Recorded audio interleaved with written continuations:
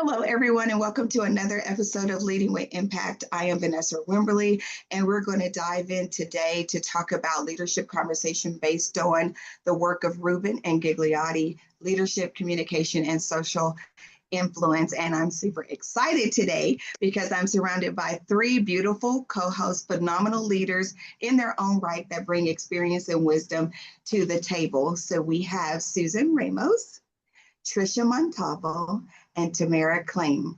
And I'm excited to talk about the five leadership dimensions: leadership, activation, resonance, cultivation, and presence. And we're going to explore how you can apply them not only to your everyday life, but definitely to your leadership style. So let's just dive right in. I feel that no matter what kind of leadership role that you are in, there's a way to communicate, and that's through your presence, through your purpose, through your ability to inspire and make all the difference in the world. And I am not a titles person, so I don't really deal with people by title or roles. It's just how you engage and how you achieve shared goals. And I've seen this play out in different journeys of my leadership. I had to start with leading myself before I transitioned into leading just various roles throughout my leadership journey. And what I learned is authentic leadership emerges when people see guidance rather than trying to be perfect, or rather than having a flawless execution or knowing everything that's going on. And nowadays, people just need direction and clarity, and above all, control, especially when they're uncertain about what could be going on in the organization or what could be happening. So the essence of transformational leadership, which is something I think I identify with, is mobilizing others through vision, purpose, trust, rather than authority. Leadership, I think today needs more strategic planning, and it requires emotional depth and insight. Through transformational leadership, I've learned that influence is earned through empathy, empowerment, and consistent action. I've developed my systems thinking and my emotional intelligence through my experiences, really asking, am I leading people or am I managing tasks? And it took me a long time to know the difference in my everyday work life. And it just found in how you're inspiring people. And how you're communicating. One of my favorite poems by Maya Angelou is, people will forget about what you said, they will forget about what you did, but they will never forget about how you made them feel.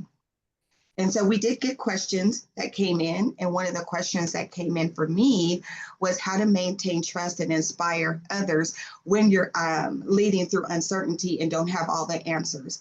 And as I stated earlier, you really don't need to have all the answers. It's your ability to inspire, knowing that you're going to get the answers, you're going to find the answers, or you're going to figure it out.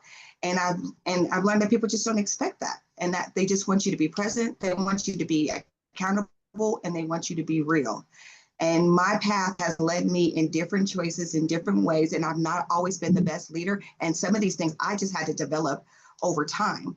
I started when I was 18. I don't think I was the best at 18. Definitely better over time. So my core value is transparency, empathy, and vision, and that helped me. It helped me do trust, especially within my staff. So for me, the essence of transformational leadership exists in the ability to inspire others, whether to control or perfect. So that kind of leads us to resonance, and I'm so excited to talk about Susan with this, because people experience resonance when they both hear your message and feel its impact, and people will take action on their values match, and trust is built, and leaders communicate authentically because they share a common purpose. So with that said, Susan, have you experienced a moment when your team truly resonated with your vision and message, and what made that connection possible? Thank you, Vanessa. Yes, I have. I've had some great successes. I've also had some not so great successes, or more failures, but that turned into success. And that's kind of an important segue into what I was going to discuss with resonance. It is a process. It's a process of input. It's a process of all the different inputs that are happening around us and how we're receiving the message. So it's very important as a leader to ensure not only that you're providing the message of your vision, of what you want implemented, of your task, but also to do checks for understanding along the way, and to make sure that your team members are on board with what you want to do and understand what your message is and your vision is. And the reason why that's so important is because if they don't, it can cause resistance along the way. And you never want resistance to be in the path of your mission or your vision, because that impacts negatively activation. And activation, and when we talk about activation, excuse me, that is basically the buy-in of your team and of your staff members of what your mission is. And that empowers them and engages them into your message to carry out your tasks or to carry out the steps required to meet your vision and your common goal together. One of the things to really remember when you're communicating is you're communicating constantly, and it's not just through verbal communication, it's through physical, and it's through like your expressions, it's through even like email or text. There's a lot of opportunities for your message to be lost in translation. As we all know, like from experience, texting what you're saying can be, with the output that somebody's interpreting, can be very different from what your meaning was. So as a leader, you need to make sure you're effectively communicating and following up with your team members. And the way to do that is to have very good communicative connections. And you have to also allow your team to have time to receive your message and to digest your message and to get on board with your message. So I mentioned activation and buy-in, which is another component of resonance, and its potential for there's a potential for unintentional and unplanned interpretation. Like I mentioned earlier, email, different technology, when we communicate, someone could misinterpret something I said or the tone that I use as a leader. Maybe my behavior may have struck them incorrectly. So we as leaders need to reflect on those external factors that go into people being disrupted by our message, and provide clarification and reiteration of our message to ensure that the meaning is the meaning we intend. And then also, again, to promote engagement and activation. That's amazing. And it's truly, truly important about everything that you just said. And I'm so excited that we've always had those conversations and how they kind of relate to my leadership and what you just described. So we also have Trisha today. Hi. So Trisha, did you ever experience a time where members of your team resisted your vision or message? What did you do as a leader to lead with this, and what happened? Yes, so getting people to take action, especially with something that they are uncomfortable with, takes empathy, takes trust, and it takes very intentional motivation. So you need to make sure that you validate people's feelings. You need to set a clear purpose, and you need to also explain the why. Maybe attach it to one of their personal goals or professional goals, so that they have buy-in into what the motivation or intention you are trying to build. Um, According to Rubin and Gigliotti, activation does not always receive a supportive response. So sometimes it can trigger an activated resistance response. So if the human connection is weak between the leader and the follower, I don't believe this is a good way to activate people. So you need to make sure that the human connection is within the zone of resonance, so that you can be an effective, or you can be able to effectively motivate people out of their comfort zone to help them grow. So as a leader, one should always work on expanding their scope of support to shift the zone of resonance to establish trust and make those meaningful connections. So that leads us into cultivation. So let me explain a little bit about what cultivation is. So it is a form of it's a long-term development and growth process of you building your potential followers and supporters. And this is done through a intentional design of making those meaningful connections with people, providing them opportunities for developing their craft by providing them with resources, with appropriate supports, also giving them like options to be successful. And another thing is perhaps changing the culture. So when speaking about culture, the type of culture that is needed to support cultivation in the workplace, let's kind of define what culture is. It's a form of communication which is often overlooked in the workplace. It's through participation in relationships and other social units is when we establish common cultures with others through social communication. More specifically, we need to aim at ongoing communication and engagement with others outside of our tribe, as Ruben and Gigliotti stated, in order for true cultivation to happen. So leadership competencies are critical to efforts aimed at activation and cultivation, as well as determining which of these is the more appropriate framing for particular goals or initiatives. So Tamara, will you explain what some of these are and what they look like in the leadership role? Of course. Yeah. I think back in the beginning, Vanessa, I heard you talk about presence, correct? Yes. Okay. Yes. Yeah. So in presence, I mean, we all talk about leadership presence, but really presence is kind of the glue, would be a great way to explain it, that holds all of those things together that Susan and Trisha just talked about. Because without that presence, which we're going to break it down into two pieces, you're not really able to execute those as well as you would probably hope. So when we talk about presence, there's two primary components. There's competency and there's efficacy.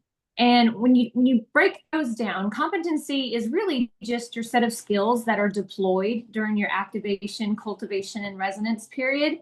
So as a strong leader, you're going to want to make sure that you're pulling the proper skills out of your tool bag and deploying them during those periods, because you're going to need a completely different skill set. And you might need them with more or less, emphasis during those periods as well.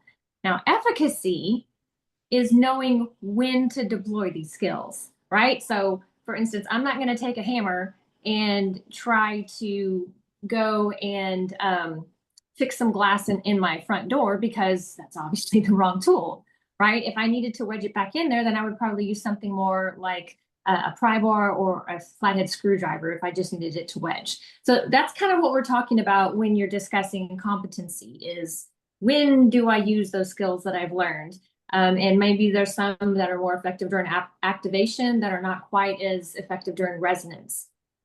So the implementation is the key part of that, and that's where we're going to talk about some things for presence.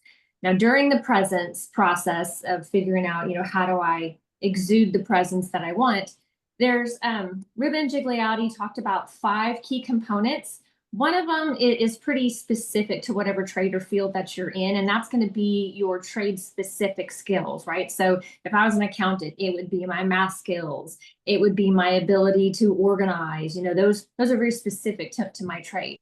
The other 4 components are more generalized, and they're something that everybody who is aspiring to be a leader can focus on. And those 4 competencies are the analytical, personal, communication, and organizational. Now, these competencies are relevant for engaging in social influence across a broad range of settings, whether you're wanting to change careers or whether you're on the same career path for the rest of your life. And these are potentially important for when you're wanting to assess or understand or predict or promote resonance in activation and cultivation patterns. So without these key components, what we call presence, you're going to really struggle with the pieces that Trisha and Susan were trying to share with you about, how we need to be effective in these areas. So going back a step, one of the things that Ruben and Gigliotti talk about is that Thayer, back in 2007, said that these competencies are bundles of habits that we accumulate over time through experience and through knowledge. And whatever we are capable of doing depends on how we execute these bundles of habits. And sometimes we have no immediate control. So in order to become more competent, sometimes we have to change those habits in a way that are more effective, right? So if I'm more naturally prone to speaking when somebody starts having a great idea, I need to try to dial that back, because if somebody's in the flow state and they're having a great idea, and my job as a leader is to encourage them, I want to make sure that I'm giving them the space to talk about that. So am I tying that all together so far, Vanessa? Is that making sense? Yes, it Perfect. definitely makes sense. I don't know about y'all, but when you get a lot of the leadership training, they're always talking about tools for your toolbox and toolkit. And I got takeaways from all of you some extra tools that I need to put definitely in my toolbox and in my toolkit. Because when you think about the five that we've talked about, and you think about your very first leadership role, did you have any of these? Do you think you incorporated any of these when you first became a leader? I think for me, Vanessa, when I first became a leader, I feel that some of the values, my personal values, kind of showed up in my roles. So I think I've built them over time, and that's just one example of all of the different competencies that Tamara shared. So I feel that some of these things are there, they're built in us, and we just kind of grow with them as we grow in our roles. Trisha, I couldn't agree more. I think we have a lot of the skills, or at least are aware of them, but then we're honing them along the way. In my personal experience, I would say communication and resonance. Those are things we can practice if you're not a leader as well. Like, you can see how your message is getting across to people. You can read the room. You can practice those really quickly by maybe asking somebody, hey, did my email make sense? Or did it sound this way? Did it sound that way? So there's, even though we haven't maybe had an opportunity to lead, or we're first time leaders, we're still able to grow ourselves through others by, double checking ourselves or asking other leaders or our leader, like, hey, did this email sound okay? Or does my message come across? So there's little things we can do on our end as well to grow. I love what you that, Susan, because I think that growth mindset is important. I think sometimes when people get into that leadership role, they feel like they have to be infallible. And that means that they have to project this image of constant confidence and absolute knowledge. And I don't think that's what people are looking for in leaders anymore. Not to mention, that's not how you encourage others to grow. And if the leader's trying to do everything and know everything, then I feel like that the organization is going to start taking a nosedive, because then you're not deriving the collective talent and knowledge from the staff that you have. And I think that ability to check in, like you said, oh my gosh, I love that, because that's really how you grow as a leader. And that's how you show people that you care. Because if I'm going to assume that my message wasn't received, and that means you didn't receive it well, then how am I able to grow and cultivate my messages better? Using the example that you gave. So my first job was Long John Silver's. And so I started as 16 cashier, worked my way up. So when they put me in a leadership role, I think it was more of, I knew how to open and close the store and maybe count the safe. It was just more task. So when I was asking that question, was I managing task or actually being a leader? I was just managing task. And I don't think the leadership, and I definitely didn't have emotional intelligence, writing people up. I'm like, I still want to be liked. I'm still cool. And I'm 18. Like, I haven't developed emotionally for that level of responsibility. It wasn't until someone took me under their wing to show me the difference so that I could be better. And then I moved up, and then I further moved up in the company. So I think sometimes it's who's tied to that organization that sees something in you that develops you in what you don't have. But I also do believe a lot of those things as a leader, you will always have. I think some people are just born to be leaders. And I also believe if you don't have a heart for people, leadership will never be a role you'll be good at. So this has been a great conversation. Before I wrap it up, is there anybody that wanted to have anything else you think that we missed? We're definitely going to do this.